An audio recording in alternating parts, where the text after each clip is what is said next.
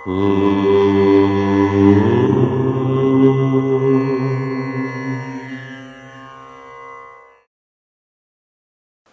గణేశ శారదా దత్తాత్రేయ సద్గురు పరబ్రహ్మణే నమః.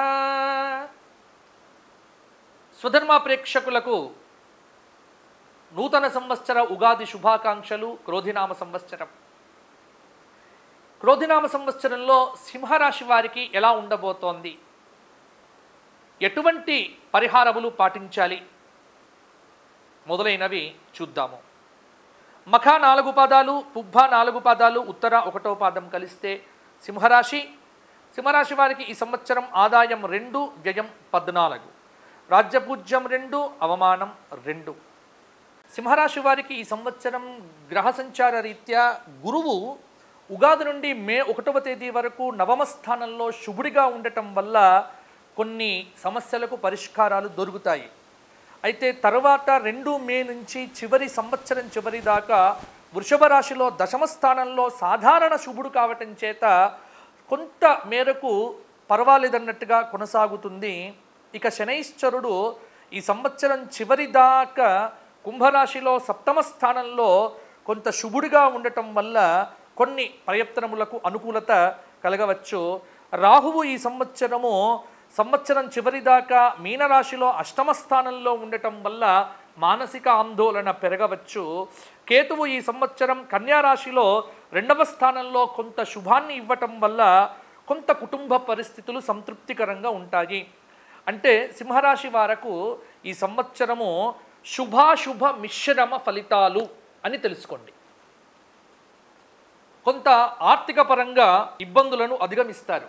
ఆరోగ్యపరంగా జాగ్రత్తగా ఉండటం మంచిది. అధిక శ్రమ తప్పక పోవచ్చు.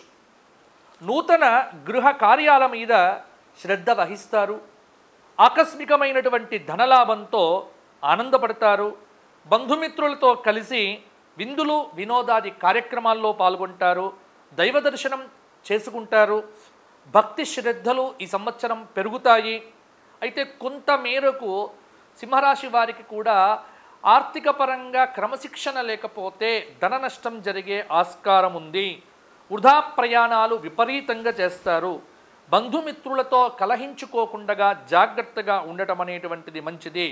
శత్రువులు మిత్రులుగా మారుతారు. మిత్రువులు శత్రువులు కూడా కావచ్చు.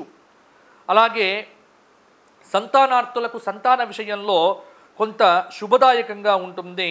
పుణ్య కార్యక్రమాలు, దేవాలయ కార్యక్రమాల యందు కొంత సమయాన్ని వెచ్చిస్తారు. ప్రయత్న కార్యాల్లో ఇబ్బంది ఎదురు కావచ్చు. విదేశీయాన ప్రయత్నములు అనేటువంటివి కొంత సంతృప్తికరంగా ఉంటాయి. అలాగే సమాజంలో రాజకీయ నాయకులు మంచి పేరు సంపాదిస్తారు. ఇతరులు మిమ్మల్ని ఆదర్శంగా తీసుకోవటానికి కృషి చేస్తారు. స్త్రీలు బంధుమిత్రులను కలుస్తారు. బంధువులతో ఉన్నటువంటి విభేదాలు సర్దుకుంటాయి. ఆస్తి సంబంధ కొనుగోలు యత్నాలు కూడా నిదానంగా ఉంటాయి. దూర ప్రయాణాలు చేస్తారు. కొన్ని కార్యక్రమముల యందు జాప్యం జరిగినప్పటికీ అది తప్పకుండా పూర్తవుతుంది. చిన్ననాటి సంఘటనలు కూడా గుర్తుకు వస్తాయి. అలాగే కొంత రాహువు అనుకూలంగా లేకపోవటం వల్ల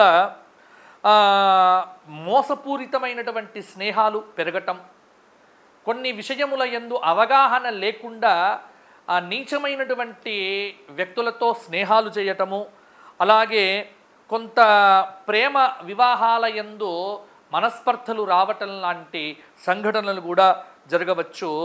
అలాగే వ్యక్తిగత పోటీతత్వం చేత విద్యార్థులు ఇబ్బంది పడతారు.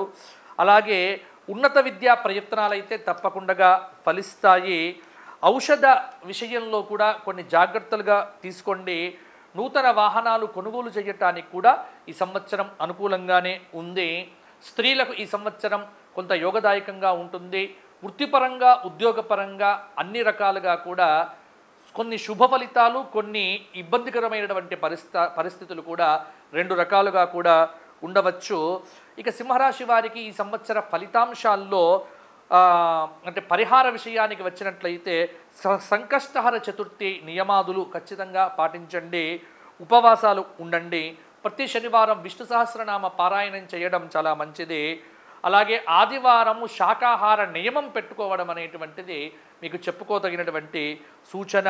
ఈ సంవత్సరం తప్పకుండా ఏదైనా ఒక ద్వాదశ జ్యోతిర్లింగ క్షేత్ర దర్శనం చేసుకొని ఒక నిద్ర చేయటం ఆ క్షేత్రంలో మీ మీద మంచి ప్రభావాన్ని చూపించవచ్చు. వీలైనప్పుడల్లా గోక్షేత్రంలో గోవులకు ఏదైనా ఆహారాన్ని సమర్పించండి, సరిపోతుంది. స్వస్తి.